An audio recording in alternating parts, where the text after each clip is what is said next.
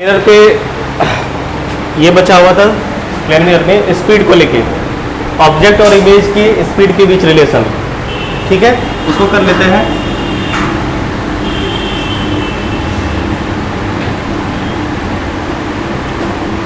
देखिए, जैसे मान लीजिए ये मिरर है और मिरर अभी रेस्ट में है। ठीक, वेलोसिटी ऑफ मिरर रेस्ट में। और मान लीजिए ऑब्जेक्ट की वेलोसिटी भी हो, और आपको पता है कि इमेज भी इस तरफ प्रोसीड करेगी। अगर मान लो ये ऑब्जेक्ट है, तो ऑब्जेक्ट अगर मिरर की तरफ अप्रोच कर रहा है तो इमेज जो ऑब्जेक्ट का होगा वो भी मिरर की तरफ अप्रोच कर रही होगी। किस स्पीड से?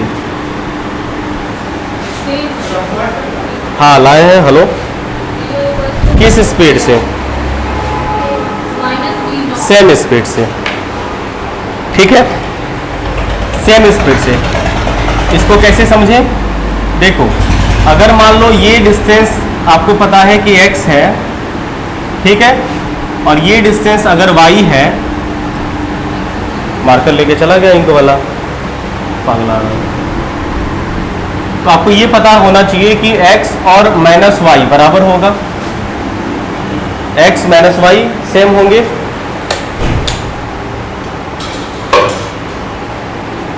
अगर आपको पता है साथ में कि अगर आप dx बाई dt करोगे minus of dy by dt होगा। तो बताइए dx बाई dt क्या देगा आपको? ऑब्जेक्ट की स्पीड देगी ना, है? तो velocity of object is equal to negative velocity of image. हाँ या ना? यहाँ पे दो चीजें आपको समझनी है। एक कि जिस वेलोसिटी से ऑब्जेक्ट मिरर की तरफ अप्रोच करेगी उतनी ही मैग्नीट्यूड की वेलोसिटी से इमेज ऑब्जेक्ट की वेलोसिटी के डायरेक्शन के अपोजिट मिरर को अप्रोच करेगी। लेकिन ये बात दिख किसे रहा है? आपको मिरर को। ये बोलने का हक किसे है? मिरर को। मतलब ये जो ऑब्जेक्ट की वेलोसिटी है वो किसके रिस्पेक्ट में है? किसके रिस्पेक्ट में है? मिरर के रिस्पेक्ट में, है ना? Object of velocity with respect to mirror, क्योंकि मिरर यहाँ पे सराउंडिंग बन गया, मिरर आपका रेस्ट में है, रेफरेंस है। क्लियर? तो ये क्या हो जाएगा? इमेज की velocity with respect to mirror. समझ पाए? इमेज की velocity with respect to mirror. तो ये चीजें आपको यहाँ पे टेक्निकली समझनी है। अगर किसी, जैसे ग्राउंड वाली रिलेटिव वेलोसिटी होती है किसी के रिस्पेक्ट में नहीं, मतलब ग्राउंड के रिस्पेक्ट में, उसी तरह से किसी के रिस्पेक्ट में नहीं, मतलब मिरर के रिस्पेक्ट में। जो रेस्ट होगा स्टेशनरी होगा, वेलोसिटी ऑफ मिरर। आई बात समझ में? बोलो, नोट नहीं करना है इसे। उसके बाद ये बात हो गई। लेकिन अगर यहीं पे तुमसे ये पूछा जाए, अगर यहीं पे हमसे ये पूछा जाए find velocity of image with respect to object, अब थोड़ा फील करो इसे। अगर आपसे ये पूछा जाए कि ऑब्जेक्ट की इमेज की वेलोसिटी ऑब्जेक्ट को क्या लगेगी, तो ऑब्जेक्ट को लगेगा कि बहुत जल्दी स्पीड से नहीं आ रही है, कितनी ट्वाइस हो जाएगी। आओ चेक करें। क्या हम इसे ये लिख सकते हैं रिलेटिव वेलोसिटी के कंसेप्ट से? वेलोसिटी ऑफ इमेज, बोलो, माइनस वेलोसिटी ऑफ ऑब्जेक्ट। और ये वेलोसिटी ऑफ इमेज किसके रिस्पेक्ट में? ओरिजिनल मतलब मिरर के रिस्पेक्ट में। और ये हो गया आपका, ये भी मिरर के रिस्पेक्ट में, और ये तो दोनों सेम है, मान लेते हैं इसका मैग्नीट्यूड भी है। क्लियर? तो यहाँ पे ये हो जाएगा, ये भी हो जाएगा, और ये आपका माइनस भी हो जाएगा। बोलो, अरे भाई, अगर ऑब्जेक्ट की वेलोसिटी भी है तो इमेज की वेलोसिटी माइनस भी होगी ना, नेगेटिव डायरेक्शन में साइन के साथ पुट करना है। तो ये हो गया इन शॉर्ट आपका 2v। ठीक, तो अब देखो, velocity of image with respect to object, object को लगेगा कि इमेज उसकी तरफ अप्रोच कर रहा है किस वेलोसिटी से? किस वेलोसिटी से? ये उल्टा पुट कराया गया, आज कोई बात नहीं, माइनस आना चाहिए, माइनस v माइनस 2v, है ना? Velocity of image negative velocity of object, ये भी और देखो ऑब्जेक्ट को लगेगा कि हम तो इधर जा रहे हैं लेकिन हमारा जो इमेज है हमें अप्रोच कर रहा है, तो हमारी वेलोसिटी के डायरेक्शन उसकी वेलोसिटी आनी चाहिए ना, अपोजिट आनी चाहिए ना, आई भी, और कितनी, ट्वाइस। ये सिचुएशन हो गया जब मिरर हमारा रेस्ट में होगा। मैक्सिमम ये चीजें बेसिक लेवल पे पूछी जाती है, ठीक है। बोर्ड लेवल पे आपको मिरर रेस्ट में देगा, ऑब्जेक्ट और इमेज की भी ये दो सिचुएशन पूछा जा सकता है। ये हमेशा नहीं होता, ये तब होता है जब आपका मिरर रेस्ट होता, तो ये भी है मिरर रेस्ट में, लेकिन पूछा क्या गया है, वेलोसिटी ऑफ इमेज पूछा गया। अगर मिरर के रिस्पेक्ट में, मतलब किसी के रिस्पेक्ट में नहीं, तो मतलब मिरर के रिस्पेक्ट में, और अगर ऑब्जेक्ट के रिस्पेक्ट में तो ट्वाइस होगा। ये बात समझ पाए? इसको लिखने की आवश्यकता नहीं, लिखा हुआ है, मिल जाएगा आपको। अब मेन काम हम लोगों को ये करना है कंपटीशन पॉइंट ऑफ व्यू से कि जब मिरर भी हमारा रेस्ट में ना हो, मिरर भी मोशन में हो, और मिरर के मोशन के डायरेक्शन क्या होंगे, तो अलग अलग केस आ गई। ये कंप्लीट रिलेटिव वेलोसिटी के कंसेप्ट पे बेस्ड होता है, इससे आपका रिलेटिव वेलोसिटी भी आधा क्लियर हो जाएगा। इसे मिटाए, चलो। अब अगर मिरर हमारा रेस्ट में ना हो तो मिरर का कुछ ना कुछ वेलोसिटी होगा, किस डायरेक्शन में वो आप चूज कर लीजिए, आपकी इच्छा, ठीक है। मान लीजिए ये मिरर है हमारा और मिरर की वेलोसिटी vm है, मतलब अब की बार ये रेस्ट में नहीं है, क्लियर।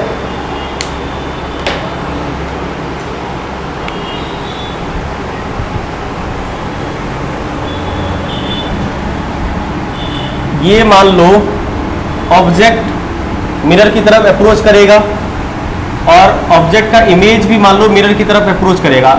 इसकी वेलोसिटी कितनी है पता नहीं, मान लेते हैं ऑब्जेक्ट VO और ये मान लीजिए VI इमेज, ठीक। एक बात आप हमें ये बताइए,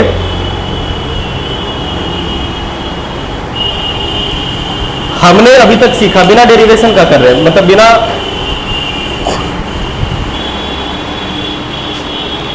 हमने सीखा है कि velocity of object with respect to mirror होगा वो negative of velocity of image with respect to mirror होता है। बोलो, क्या हम यहां पे दो लोग velocity of object minus velocity of mirror लिख सकते हैं? अगर रेस्ट में है तो जीरो आ जाएगा ये, ठीक है। दूसरा इसे लिख सकते हैं negative of velocity of image minus velocity of mirror. Relative velocity को लिखने का यही तरीका है। देखो वेलोसिटी ऑफ मिरर आ रहा है ना तुम्हारा यहाँ पे, ओरिजिनल आ जाएगा, तो velocity of object minus velocity of mirror is equal to minus velocity of image plus velocity of mirror. Velocity of mirror उधर चला गया, velocity of object plus velocity of image equal to twice of velocity of mirror. It means velocity of mirror आपका क्या आ गया, velocity of mirror यहाँ पे आ जाएगा velocity of object plus velocity of image by 2 आएगा, बिल्कुल। इसे भी नोट नहीं करना है, क्लियर। इस तरह से या तो मिरर को, या तो ऑब्जेक्ट को, या तो इमेज को लगेगा कि मिरर हमसे दूर जा रहा है या हमारे करीब आ रहा है, ऐसा कुछ, ठीक। समझ पाए? तो ये चीज आपको याद रखिए। रह गया तो बढ़िया, नहीं तो तरीका आपके पास है, क्लियर। बोलो, चलिए एक सवाल करते हैं। तो ये जो दो बेसिक आपने सीखा ये बेसिक हो गई इसकी। अब पूरी कहानी खाली उल्टी पुल्टी होगी, डायरेक्शन बदलेगा और कहानी ऐसी बनेगी। आइए क्वेश्चन करें। हमें एक मिरर दिया गया और मिरर की स्पीड, वेलोसिटी ऑफ मिरर इस तरफ है। वेलोसिटी ऑफ मिरर आपको दे दिया गया है 2 मीटर पर सेकेंड, ठीक। और ऑब्जेक्ट मान लो मिरर को अप्रोच कर रहा है, वो वेलोसिटी वो ऑब्जेक्ट आपको दे रखा है 5 मीटर पर सेकेंड, क्लियर।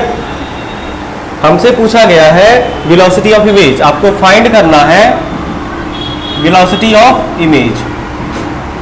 फाइंड करिए वेलोसिटी ऑफ इमेज।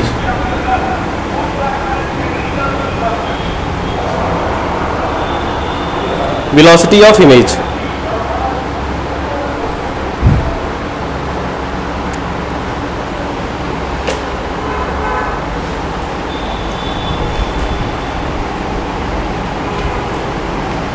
जल्दी करिए, +9 आएगा, प्लस की तरफ, +9,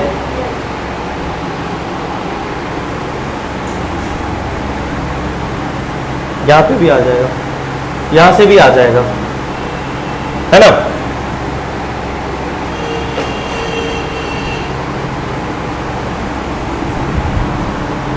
देखो आपको इसमें क्या करना है, पॉजिटिव और नेगेटिव डायरेक्शन अपनी सुविधा अनुसार लेनी है। जैसे अगर आप इसको पॉजिटिव मानोगे तो ये नेगेटिव होगा। तो हमें पता है कि Vm equal to VO plus VI/2। Vm पता है, हाँ पता है, तो इसको पॉजिटिव मान रहे हो कि नेगेटिव, Vm को इसको नेगेटिव मान रहे हो, तो -2 इक्वल टू VO कितना है +5 और plus velocity of image by 2। Solve करेंगे तो 2 2 जा -4, -4 और 5 प्लस V1, तब माइनस आएगा। अगर आप +9 बोल रहे हैं, इसका मतलब ये हुआ कि आपने इसको पॉजिटिव माना है मिरर की तरफ। इसका एक्चुअल आंसर होगा V1 इक्वल टू -9 मीटर पर सेकेंड। इसका ये मतलब हुआ कि आपको आंसर में ये कहना है कि इमेज की वेलोसिटी टुवर्ड्स द मिरर होगी, यानी इमेज मिरर को अप्रोच करेगा, क्योंकि मिरर का जो भी डायरेक्शन है वही इमेज का डायरेक्शन है। देखो ना, इसका मतलब ये हुआ कि ये क्या होगा, टुवर्ड्स, हाँ टुवर्ड्स द मिरर। ये हो गया आपका एक्चुअल आंसर। और तुम्हें एक मजे की बात बताएं, अगर मिरर मोशन में है तो मिरर की वेलोसिटी का जो भी डायरेक्शन होगा उसी डायरेक्शन में इमेज जाता है। तुम्हें बिलीव नहीं होता, चेक करके देख लेना। मिरर जिस डायरेक्शन में मोशन करेगा ना, इमेज के मोशन का, अब बोलोगे सर यहाँ पे वेलोसिटी ऐसी थी इसलिए इमेज आ रहा है, अच्छा चेक करके देख लो। तो अब की बार इमेज किधर आएगी, प्लस आएगा क्या अब की बार, अभी प्लस आएगा, हाँ तो इमेज तो इधर तब जा रहा है ना, दूर कौन, लेकिन नहीं करता है, चेक कर लेते हैं। हाँ हाँ, तो मिरर भी तो दूर जा रहा है, तो नेट डायरेक्शन क्या लगेगा, देख लेते हैं। ये हो जाएगा तुम्हारा वेलोसिटी मिरर का, अगर 2 ले हुए, वेलोसिटी ऑफ ऑब्जेक्ट 5 होगा, दोनों नेगेटिव नेगेटिव अगर लोगे, ये होगा VI/2, कुल मिला के -4 + 9 इक्वल टू V1, यानी 1 आ गया ना। अच्छा नहीं नहीं, इसका मतलब ये हुआ कि वैल्यू भी मैटर करेगा, रिलेटिव वेलोसिटी में वैल्यू भी तो मैटर करता है, यहाँ पे वैल्यू मैटर कर रहा है, ठीक, वैल्यू मैटर कर रहा है।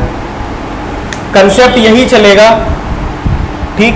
डायरेक्शन को थोड़ा ध्यान में रखिएगा कि आपको क्या पूछा जा रहा है। मिरर से अगर डायरेक्शन पूछेगा तो मिरर से बताएंगे, ऑब्जेक्ट से डायरेक्शन पूछेगा तो ऑब्जेक्ट से। अगर ऑब्जेक्ट का ये वाला डायरेक्शन आपने पॉजिटिव लिया है, अगर इमेज का डायरेक्शन नेगेटिव आ रहा है, इसका मतलब ऑब्जेक्ट के अपोजिट इमेज जा रहा है। क्लियर है, बोलो। नहीं नहीं, तब ये कंसेप्ट नहीं बनेगा, रहने दो, फालतू फालतू बात दिमाग में नहीं रखना है। एक और करके देख लेते हैं। जैसे मान लो ये रहा हमारा मिरर, ठीक है, ऑब्जेक्ट मान लो इधर जा रहा है, नहीं मान लीजिए 10 मीटर पर सेकंड की स्पीड से, और मिरर मान लीजिए इधर जा रहा है, ठीक है, 5 मीटर पर सेकंड की स्पीड से। तो बताइए इमेज की वेलोसिटी कितनी और किधर होगी फ्रॉम मिरर, कितना, 15। बिल्कुल अपोजिट डायरेक्शन है तो रिलेटिव वेलोसिटी 15 ही होगा। डायरेक्शन क्या होगा, मिरर को क्या लगेगा, अच्छा मिरर को लगेगा इमेज किधर जा रहा है, हमारी तरफ की, हमारी अपोजिट, अपोजिट। देखो ना, वेलोसिटी ऑफ इमेज निकालना है तुम्हें, तरीका क्या है, velocity of mirror, velocity object plus velocity of image by 2। Velocity of mirror कितना, 5 2 जा 10, पॉजिटिव माना है तो ये 10 आ गया, और लिखना नहीं है, लिखने बोलेंगे तब लिखना, लिखना नहीं है, कैलकुलेट। हाँ, वेलोसिटी ऑफ ऑब्जेक्ट कितना है, नेगेटिव माना है आपने, तो -10, और ये मान लीजिए VI/ कुछ नहीं, तो 10 कैसे, 15 कैसे, 15 कैसे होगा, 15 नहीं होगा, ये हो गया 20।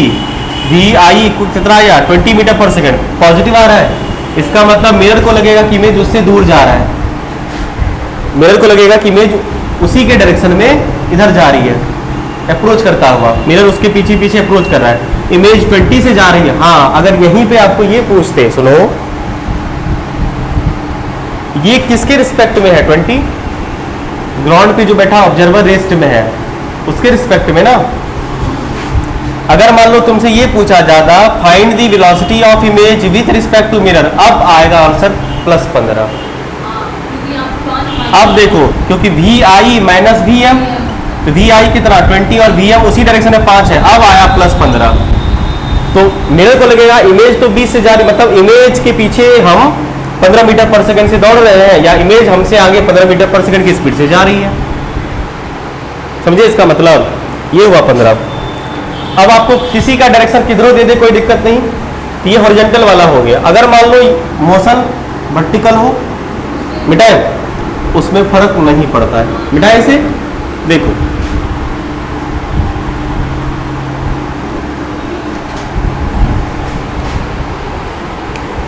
इसका दूसरा केस, जब ऑब्जेक्ट जो होगा ना, ऑब्जेक्ट मूव कर रहा होगा पैरेलल टू मिरर, मिरर के पैरेलल, मतलब वर्टिकली मिरर के पैरेलल। तो अगर मान लो मिरर इधर है तो ऑब्जेक्ट भी इधर, ये इसलिए हॉरिजॉन्टल वर्टिकल नहीं सोचना है, मिरर के पैरेलल। ये मान लो मिरर है और इसके पैरेलल ऑब्जेक्ट वीओ से चल रही है, तो इमेज का भी डायरेक्शन इसी तरफ होगा और सेम वेलोसिटी से, इसमें तो कोई टेंशन है ही नहीं। तो अगर आपसे ये पूछा जाए कि velocity of object with respect to mirror और velocity of image with respect to mirror same ही होगा, डायरेक्शन भी अब की बार सेम हुआ है ना, अभी डायरेक्शन भी आपका सेम ही रहेगा, समझ गए? गुड। अगर मान लो तुमसे ये कह दिया जाए, अभी तो मिरर रेस्ट में था ना, जब मिरर रेस्ट में था तो अगर मान लो मिरर रेस्ट में ना हो तो तो क्या होगा? मिरर मिरर का, अगर मिरर रेस्ट में ना हो ना, उस केस में भी आंसर वही होगा। कारण क्या है? देखो, आप क्या बोलोगे, मिरर की वेलोसिटी मान लीजिए वीएम है, डायरेक्शन अपोजिट हो या कुछ कोई भी हो, सेम हो, इसके लिए क्या लिखाओगे? Velocity of object with respect to mirror, ये लिखाएगा। तो देखो ना, ये जो टर्म आएगा ऐसे बनेगा, velocity of object minus velocity of mirror is equal to velocity of image minus velocity of mirror. तो भाई मिरर की वेलोसिटी तो दोनों तरफ आ रही है ना, सेम साइन के साथ ना, इमेज के लिए भी वही साइन रहा और ऑब्जेक्ट के लिए भी साइन वही रहा, सेम साइन के साथ रहा, तब भी आंसर आपका वेलोसिटी ऑफ ऑब्जेक्ट और वेलोसिटी ऑफ इमेज बराबर ही रहेगा। तो इसमें कोई दिक्कत, ज्यादा कंसेप्ट बनता नहीं है। अब हम लोग इसमें करेंगे कि अगर मान लो किसी एंगल पे हो तो, ठीक है, तो उसका वेक्टर फॉर्म लिखाता है। बोर्ड के लिए जो पहला कंसेप्ट हमने आपको बताया था बस वही है, उतना ही पूछा सकता है, लेकिन कंपटीशन में आपको ये सब सारी बातें ध्यान में रखनी पड़ेगी। तीसरा केस इसका, थर्ड केस, अगर मान लो, ठीक है, ये ऑब्जेक्ट की वेलोसिटी है इस तरफ, तो सिंपल सी बात है कि इसके दो कंपोनेंट होंगे, एक इधर होगा velocity of object along x और velocity of object along y. तो बताओ ये वाला जो होगा, ये वाला कंपोनेंट कुछ ऐसा बनेगा इमेज का, velocity of image along x और velocity of image along y, इसका रिजल्टेंट कुछ ऐसा आएगा, ये होगा वेलोसिटी ऑफ इमेज। क्लियर? अब इस केस में आपको करना क्या है? कुछ नहीं, सीधा सा वेलोसिटी ऑफ इमेज अगर निकालना हो तो क्या करेंगे? वेलोसिटी ऑफ इमेज निकालेंगे स्क्वायर रूट, नहीं, velocity of image plus velocity of image along Y. अब ये कहां से आएगा? तो भाई ये यहां से आएगा, माइनस लगा के, क्या बोलो? इसमें क्या होगा? ये आपको माइनस लगा दीजिएगा, velocity of object velocity of image minus, ये पता है आपको, इसके कंपोनेंट तोड़ेंगे, मान लो ये एंगल थीटा होगा तो, और velocity of object along Y minus negative of image along Y आएगा, ऐसा ओहो, इसमें माइनस नहीं होगा ना, सेम आ गया, माइनस नहीं होगा, कोई बात नहीं, स्क्वायर में माइनस हो या प्लस हो, मैग्नीट्यूड में कोई फर्क नहीं आने वाला है। क्लियर? इस तरह से इसको फाइंड करेंगे, यस और नो, फाइंड करके दिखाइए, वेक्टर फॉर्म में लिखेंगे इसको, ठीक है, आंसर को। वेलोसिटी ऑफ, जैसे ऑब्जेक्ट की वेलोसिटी मान लीजिए, अगर आपको ये रहता है ए एक्स आई कैप प्लस मान लो ए वाई जे कैप, तो इमेज की वेलोसिटी भी इसी फॉर्म में आपको एक्सप्रेस करनी है। समझ गए? बना के दिखाइए क्वेश्चन, मिटाए। सेम कैसे आ जाएगा? मैग्नीट्यूड ना सेम आएगा, मैग्नीट्यूड ना सेम आएगा, डायरेक्शन हो। अच्छा निकाल लो, 5√2 V0 45।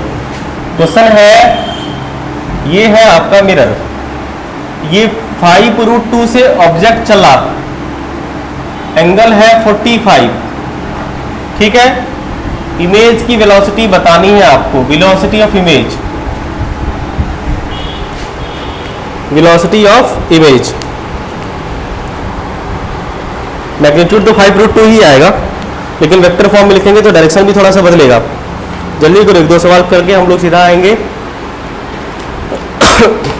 इमेज फॉर्मेशन पे। इस वीक में रे ऑप्टिक्स को कोशिश करेंगे उड़ा दें।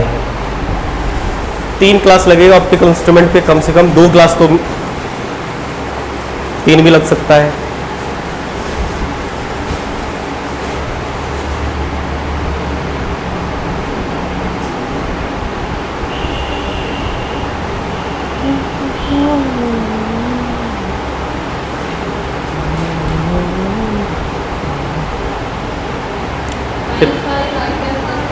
बस उसमें डायरेक्शन बदल देना, और क्या, डायरेक्शन अपोजिट हो जाएगा। तब आपको पता है कि 5i कैप और 5j कैप के फॉर्म में है, तो उसका नेगेटिव कर देना है। देखो ना जरा, माइनस तो पूरे में लगता है, कितने में लगता है? अच्छा, एक ही नेगेटिव होगा, एक तो सेम रखा है, हाँ एक सेम रहेगा, ठीक है। देखो इसका तोड़ोगे आप कंपोनेंट, तो ये कंपोनेंट टूटेगा, इस तरफ क्या होगा, 5√2 cos 45, नहीं VOX आ गया, और इसका ये वाला कंपोनेंट हो जाएगा आपका VOY, जो कि होगा 5√2 sin 45। इसको सॉल्व करिएगा तो ये 5 ही आएगा, आई बात समझ में। और ये भी, क्योंकि cos 45 1/√2 ना, 5√2 1/√2, √2 खत्म, 5 आया, और ये भी 5 ही आएगा। इसका मतलब ये हुआ कि ये आपका हो गया 5 और ये हो गया आपका 5, तो 5 VIX VIY पता चल गया आपको, और VIX पता चल गया। ये नेगेटिव है, इसका रिजल्टेंट लिखना है, रिजल्टेंट करो या मैग्नीट्यूड करो, तो सीधी सी बात आप ये कर लीजिए, वेलोसिटी ऑफ इमेज पूछा रहा है वेक्टर फॉर्म में, तो ये क्या होगा ये माइनस होगा ना, नेगेटिव x है, माइनस 5xi कैप मतलब 5i कैप और प्लस 5y कैप। क्लियर है? एक सवाल तब बनाते हैं। अब मान लो मिरर को भी हम किसी एंगल पे मूव करवा देते हैं, ये आसान है। सवाल ये करिए बेटा, इसे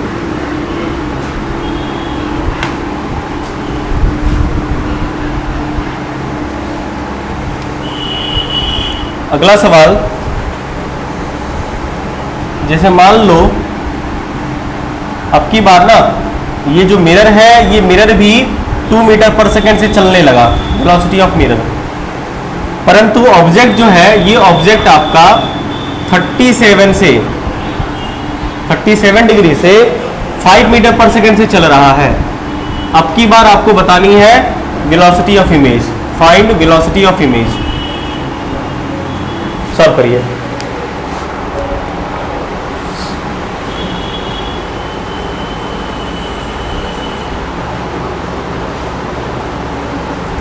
जब मिरर की वेलोसिटी पता हो या मिरर की वेलोसिटी के साथ रिलेशन हो, तो मिरर वाला जो फॉर्मूला है उसी का उपयोग करेंगे।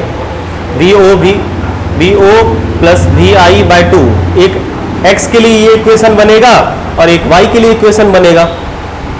y के लिए तो हमें लगता है सेम ही रहेगा, बस x वाला मैटर बदलेगा।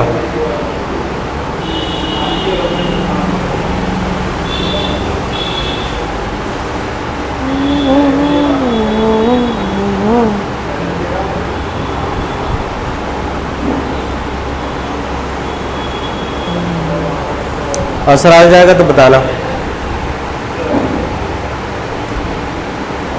कितना है।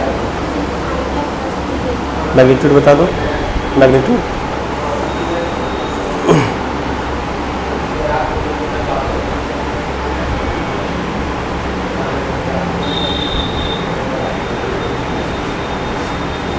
Square root 73। क्या खुशी कितना?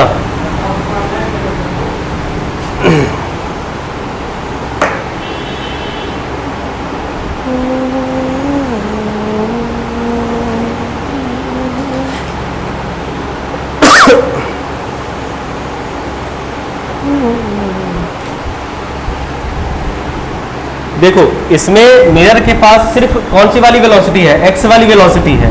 तो velocity of mirror along only x, वो भी -2 मीटर पर सेकेंड। तो जब ये वाला इक्वेशन यूज करिएगा तो ये वाला इक्वेशन यूज करना है। आई बात समझ में? और आपको पता है ये कितना है? -2 और ये कितना है? इसका कितना हो जाएगा इस वाला कंपोनेंट? 5 cos 37। 5 cos 37 का 4/5 होता है। तो 4 आया। देखो जो यहाँ पे इसका ये वाला कंपोनेंट टूटेगा इस तरफ, तो ये आएगा आपको 5 cos 37 4/5, 5 खत्म 4, यानी इसका वैल्यू इस तरफ 4 आया। जब ये इक्वेशन लिखेगा तो x के लिए अलग से, y के लिए अलग से लिखोगे। तो ये x वाला इक्वेशन लिख रहे हैं। तो velocity of mirror along x, velocity of object x plus velocity of image x by 2। तो वेलोसिटी ऑफ ऑब्जेक्ट x में कितना आया? 4, और वेलोसिटी ऑफ इमेज आपको x में नहीं पता है, बाय 2 खत्म। ये हुआ -4 और -4, कुल मिला के आ गया velocity of image along x कितना? -8 मीटर पर सेकेंड। समझ पाए? अब अगर हम लोग पैरेलल की बात करें, देखो यहाँ पे अगर velocity of mirror along y की बात करें, ये तो 0 है ना। तो जब 0 है तो सीधा बराबर कर दीजिए, या अगर आप इस केस में तो ये भी लिख सकते हैं velocity of object along y plus velocity of image along y by 2।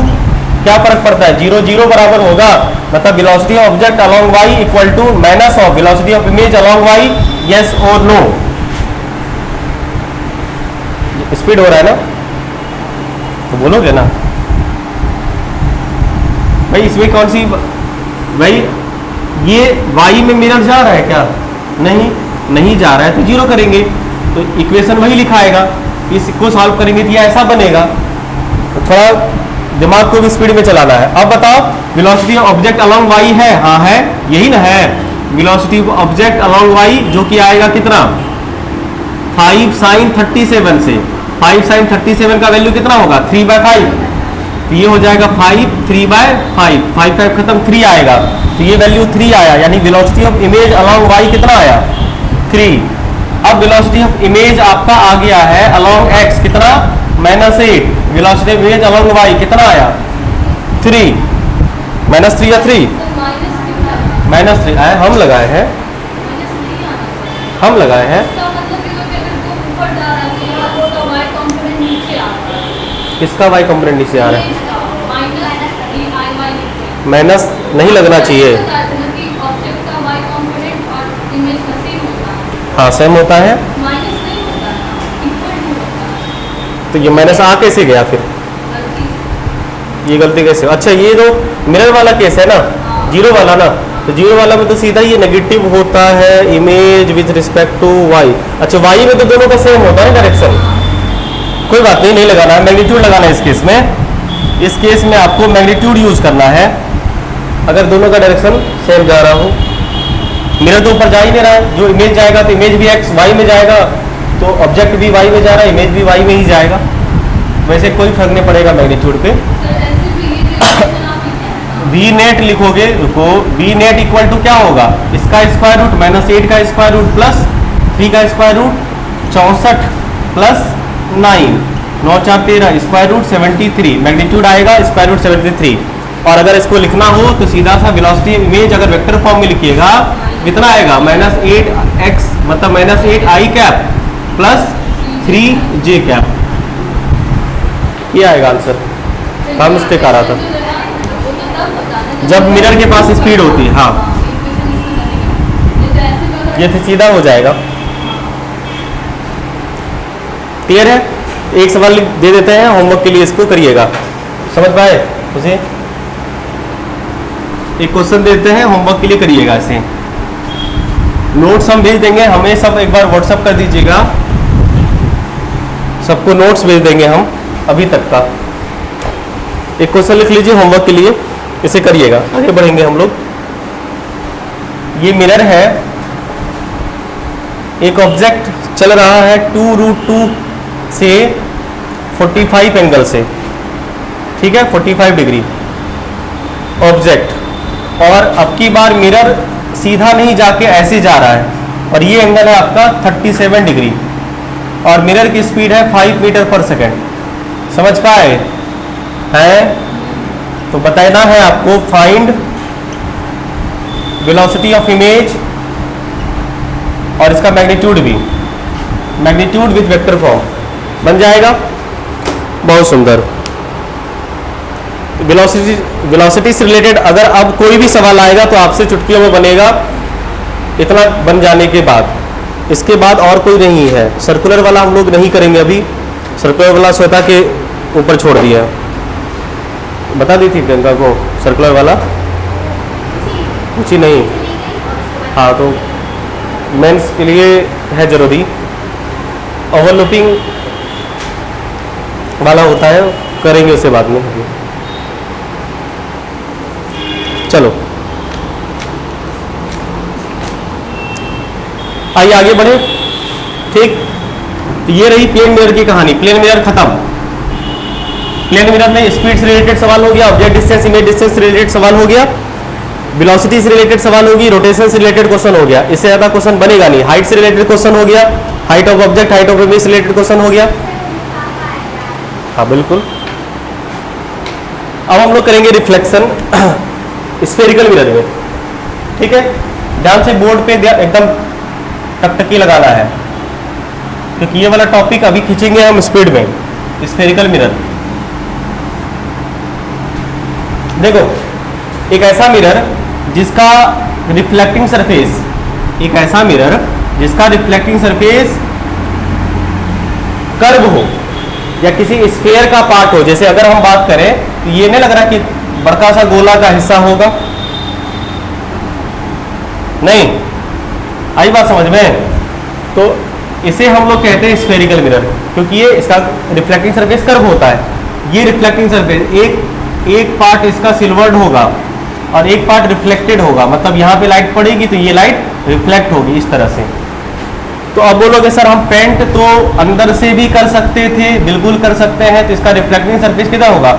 हुआ तो कर भी ना, बट बाहर की तरफ इसका इनर पार्ट हो गया रिफ्लेक्टिंग, इसका आउटर पार्ट रिफ्लेक्टिंग हो गया। जिस मिरर का इनर पार्ट रिफ्लेक्टिंग होता है उसे हम लोग कॉनकेव मिरर कहते हैं। ठीक है, और जिसका रिफ्लेक्टिंग पार्ट आउटसाइड हो, उभरा हुआ हो, बाहर की तरफ हो, इसे हम लोग कॉन्वेक्स मिरर कहते हैं। तो दो तरह के मिरर मेनली आपको करने हैं, फिर इसी से बनता है पैराबोलिक वगैरह टाइप का, वो बात वाली बात। मेन आपका यही हो गया, दो टाइप के मिरर आपको करने, एक कनकेव और एक कन्वेक्स। देख के पहचान लेंगे। जैसे मान लो आपको बस ध्यान में रखना है कि ये भी कन्वेक्स ही है, ऐसा नहीं कि रिफ्लेक्टिंग सरफेस इधर हो गया। रिफ्लेक्टिंग सरफेस अगर उभरा हुआ है, आउटसाइडेड है, नहीं इनर पार्ट में नहीं है, तो ये कन्वेक्स ही होगा। और इससे बचने का सबसे आसान तरीका है कि रिफ्लेक्टिंग सरफेस हमेशा आपको लेफ्ट की तरफ ही रखना है, चाहे वो कनकेव हो या कन्वेक्स हो। साइन कन्वेंशन ये कहता है। फिर भी आप अपनी सुविधा के लिए हमेशा ध्यान में रखिएगा कि रिफ्लेक्टिंग सरफेस को हमेशा लेफ्ट की तरफ रखें। क्लियर? अब इससे रिलेटेड जो टर्म्स है वो हमें समझने हैं, जिसका यूज हम लोग करेंगे। वो टर्म क्या क्या है, कम से कम आज वो टर्म्स कर ले। कल रे डायग्राम कंप्लीट करके, मिरर फॉर्मूला कंप्लीट करके कल परसों में खत्म, मतलब ये वाला पार्ट स्फेरिकल में रिफ्लेक्शन। उसके बाद ऑप्टिकल इंस्ट्रूमेंट करेंगे। समय तो मेन ऑप्टिकल इंस्ट्रूमेंट में लगेगा, क्योंकि ये वाला पार्ट आपका 10th का ही है, तो 10th में किया हुआ है, एक तरह से रिवीजन ही है ये। ठीक, आइए तो इसमें जो टर्म्स हम यूज करने हैं वो होता है पहला, जैसे कि पहला हो गया आपका centre of curvature, COC। Centre of curvature क्या होता है कि ये मान लो मिरर है, ये मिरर किसी गोले का हिस्सा होगा ना, किसी स्फेयर का हिस्सा होगा ना। अब इस स्फेयर का कहीं ना कहीं जो सेंटर होगा, उसी सेंटर को सेंटर ऑफ कर्वेचर कहा जाता है। मिरर जिस स्फेरिकल पार्ट का बना होता है उसके सेंटर को सेंटर ऑफ कर्वेचर कहते हैं। क्लियर? नहीं लिखना है। क्या लिख रहे हो? देखो यहाँ पे ये सेंटर ऑफ कर्वेचर समझ गए।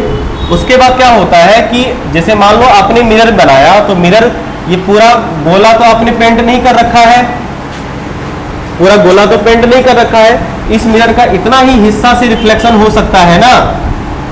तो मिरर का जितना रिफ्लेक्टिंग पार्ट होता है उसका जो डिस्प्लेसमेंट होता है, मिरर का जितना हिस्सा रिफ्लेक्टिंग होता है उसका जो डिस्प्लेसमेंट हुआ, इसे एपर्चर कहते हैं। आई बात समझ में? और एपर्चर समझ में आया? इसे एपर्चर कहा जाता है। अब ये जो रिफ्लेक्टिंग हिस्सा है, जैसे मान लीजिए ये वाला पार्ट जो सर्कमफ्रेंस मतलब पेरीमीटर वाला पार्ट है, ये मान लीजिए 10 सेंटीमीटर का है। इसका एक बीच में कहीं पॉइंट होगा ना, ज्योमेट्रिकल मिड पॉइंट इसको कहेंगे, इसको कहा जाता है pole. Clear? Geometrical mid point mirror का पोल कहते हैं। पोल एकदम से ओरिजिन जैसा ट्रीट करेगा सवाल बनाने वक्त। और एक इमेजिनरी लाइन होता है जो लगता है कि सेंटर ऑफ कर्वेचर और पोल को ज्वाइन कर रहा है, इसे हम लोग प्रिंसिपल एक्सिस कहते हैं। प्रिंसिपल एक्सिस क्या करता है? सेंटर ऑफ कर्वेचर और पोल को ज्वाइन करने का काम। क्लियर? बिल्कुल। इस तरह से अगर आप देखो तो ध्यान से, अगर ये सर्कल तुम्हें दिखे, सर्कल जैसा अगर इसे एज्यूम करो, तो ये हिस्सा तुम्हें रेडियस वाली फीलिंग नहीं आ रही है क्या? इसीलिए इसे रेडियस ऑफ कर्वेचर कहा जाता है। सेंटर ऑफ कर्वेचर और पोल के बीच के डिस्टेंस को रेडियस ऑफ कर्वेचर कहते हैं। क्लियर? उसके बाद क्या होता है, इसमें एक टर्म आता है, उसे समझिए। रेडियस ऑफ कर्वेचर समझ में आ गया? जब भी कोई parallel light ray principal axis के पैरेलल, फोकस डिफाइन कर रहे हैं, प्रिंसिपल फोकस, जब भी कोई लाइट रे प्रिंसिपल एक्सिस के पैरेलल मिरर पे इंसिडेंट होती है तो रिफ्लेक्शन तो होगा ही ना। कैसे? I इक्वल टू आर से। तो I कैसे पता चलेगा? उसे सेंटर, इस पॉइंट को पॉइंट ऑफ इंसिडेंस कहते हैं, इस पॉइंट को पॉइंट ऑफ इंसिडेंस कहते हैं। तो पॉइंट ऑफ इंसिडेंस को और सेंटर ऑफ कर्वेचर को मिलाने वाला लाइन ना सरफेस पे 90 होता है। ये कंसेप्ट यहाँ से आया है। एक सर्कल और ये टेंजेंट, टेंजेंट को रेडियस से मिलाओगे 90 होगा। तो ये सेंटर ही तो है, सेंटर ही तो है। इसको एक पॉइंट पे मिलाए तो यहाँ पे टेंजेंट ड्रॉ करोगे तो ये सरफेस के 90 नहीं हुआ। तो ये हो गया एंगल ऑफ इंसिडेंस, इसीलिए एंगल ऑफ रिफ्लेक्शन इधर कहीं होगा। I इक्वल टू आर से लाइट रिफ्लेक्ट हो गई। देखो प्रिंसिपल एक्सिस को एक पॉइंट पे कट कर रही है, जिस पॉइंट पे प्रिंसिपल एक्सिस को कट करेगी उसे हम लोग प्रिंसिपल फोकस कहेंगे। और ये वाली जो लाइट रे होती है ना, जो प्रिंसिपल एक्सिस के पैरेलल पड़ते हैं, पैरेक्सियल रे कहते हैं। पैरेक्सियल रे की प्रॉपर्टी होती है कि प्रिंसिपल एक्सिस के पैरेलल तो हो ही और प्रिंसिपल एक्सिस के क्लोज वाला हो, क्योंकि अगर ये बहुत दूर में लाइट रे होती तो ये यहाँ पे नहीं कट करती, कहीं और करती। ठीक है, उस पर हम लोग बाद में चर्चा करेंगे। समझ पाए ये? तो फोकस बनाने के लिए रिस्पॉन्सिबल होता है पैरेक्सियल रे। सारी पैरेलल लाइट रे जो कि प्रिंसिपल एक्सिस के पैरेलल हो वो फोकस नहीं बनाती है, सिर्फ पैरेक्सियल रे मतलब प्रिंसिपल एक्सिस के पैरेलल और नजदीक वाली पैरेलल ही फोकस बनाती है। क्लियर? समझ पाए? अगर यहीं पे हम बात करें और सारा टर्म जो है, चाहे वो सेंटर ऑफ कर्वेचर हो, पोल हो, एपर्चर हो, रेडियस ऑफ कर्वेचर हो, ये सब सारा कन्वेक्स के लिए तो ठीक ठाक रहता है। फोकस में थोड़ी सी प्रॉब्लम आती है। जैसे ये मान लीजिए हमारा कन्वेक्स मिरर है, आप ये बताइए इसका सेंटर ऑफ कर्वेचर इधर ना होगा, इसका पोल तो यहीं पे है, प्रिंसिपल एक्सिस तो यहीं है, कोई दिक्कत नहीं, सेंटर ऑफ कर्वेचर इधर होगा क्योंकि जिधर स्फीयर है। हाँ, आप सुविधा के लिए इतने डिस्टेंस पे यहाँ एक इमेजिनरी सेंटर ऑफ कर्वेचर मान सकते हैं कैलकुलेशन के लिए, लेकिन एक्चुअल सेंटर ऑफ कर्वेचर तो यहीं पे होगा इसका। बोलो अब क्या होगा, जब लाइट इस पे इंसिडेंट करेगी तो रिफ्लेक्ट कैसे करेगी? तो अब की बार ये रिफ्लेक्शन इस तरह से नहीं होगा। ठीक है, रिफ्लेक्शन के लिए तरीका क्या है? I equal to R. उसके लिए आपको ड्रॉ करना पड़ेगा पॉइंट ऑफ इंसिडेंस से सेंटर ऑफ कर्वेचर को मिलाने वाला लाइन, जो कि होता है नॉर्मल। इसको जब आप ज्वाइन करिएगा तो ये हो जाएगा आपका नॉर्मल।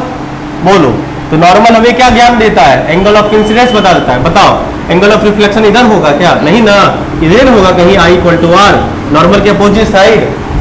तो ये हो गया तुम्हारा।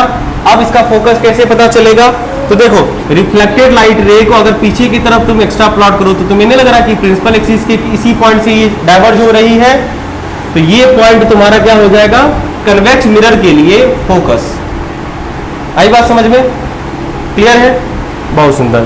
तो ये कुछ टर्म्स है जो हम लोग यूज करेंगे।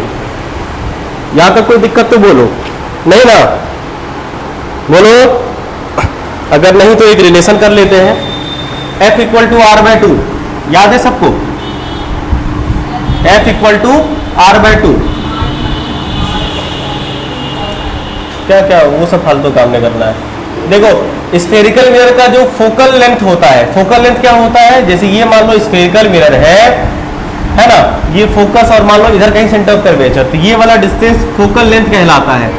कैपिटल F को आप फोकस कहिए, स्मॉल f को फोकल लेंथ कहिए, और ये वाला आपका रेडियस ऑफ कर्वेचर कहलाएगा। ये डिस्टेंस जो होता है इसका ट्वाइस होता है, इतना इतना मिलके r बनेगा एक तरह से, समझ गए, F equal to R by two होता है। ठीक समझे, आओ इसे प्रूफ कर दे नॉर्मल तरीके से, स्पेशल वाला नहीं करेंगे। साइन थीटा वाला कुछ हाँ, जनरल फॉर्मूला वो होता है, वो कहीं भी चलता है अप्लीकेबल, ये कहीं नहीं स्पेशल है। हाँ तो लेकिन वो पूछता नहीं, अभी तक एडवांस भी नहीं पूछा है, वो पूछा है लेकिन हाँ हम तो बहुत बात पढ़ाते हैं, मेरे पढ़ाने से क्या होने वाला है, हम तो सब कुछ पढ़ा देते हैं ना, यही समस्या है। अब सब कुछ नहीं पढ़ाएंगे, उतना ही पढ़ाएंगे जितना जरूरत है, क्या सब कुछ पढ़ाने का समय नहीं ना है। आ जाओ, अगर मान लो लाइट यहाँ से इंसिडेंट करती है, ये रिलेशन याद रखना है सर आपको, बोर्ड में कभी कभी डेरिवेशन पूछा जाता है, समझ गए। हाँ तो जिसे बोर्ड देना है उसको तो देखना पड़ेगा, तो सिंपल सी बात है, डेरिवेशन भी आपको इसी तरीके से करना है, ठीक है, क्योंकि बोर्ड का लेवल उस लेवल का अभी है, हुआ नहीं है आपका। ये बताइए ये फोकस होगा ना, क्योंकि पैरेलल रे लाइट रे प्रिंसिपल एक्सिस पे मीट करी है। देखो रे गुलशन, दिमाग को एकदम एक्टिव रखो, नहीं तो 3 महीना में सिलेबस कहाँ से कंप्लीट होगा, समझा। हाँ 6 महीना, बोर्ड 6 महीना बाद होगा, समझे। बताइए ये आई हुआ, ये आर हो गया, आई बराबर आर होता है। बताओ ये लाइन पैरेलल है, ये आई तो ये भी आई, मतलब ये साइड इस साइड के बराबर हो गया है। इसका नाम मान लो सी एफ है, इसका नाम एम दे दो, इसका नाम पी दे दो। अब बताइए सी एफ और एफ एम बराबर हुआ। आप हमें ये बताइए, अगर हम लाइट को यहां से इंसिडेंट करवाते, बहुत क्लोज लेते, क्योंकि ये पैरेक्सियल लाइट रे है, तो पैरेक्सियल लाइट रे तो फोकस से ही गुजरेगी ना रे।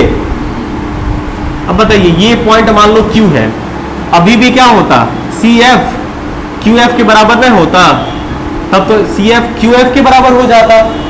देखो, और ये Q और P के बीच का बहुत 3-4 किलोमीटर का गैप है, बहुत छोटा गैप है ना।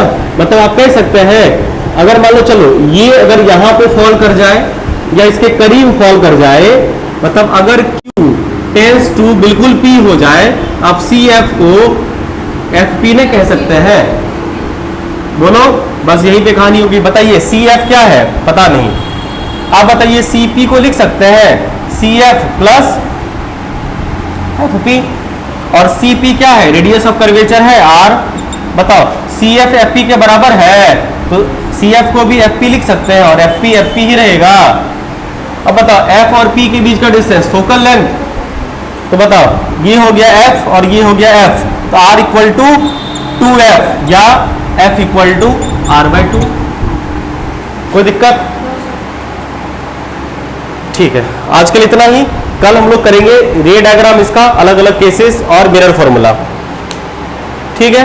और एक दिन न्यूमेरिकल करवा के ये टॉपिक खत्म करेंगे, और ऑप्टिकल इंस्ट्रूमेंट में हम लोग समय देंगे जरा। बोलो, कोई दिक्कत तो बोलो, नहीं ना, छुट्टी।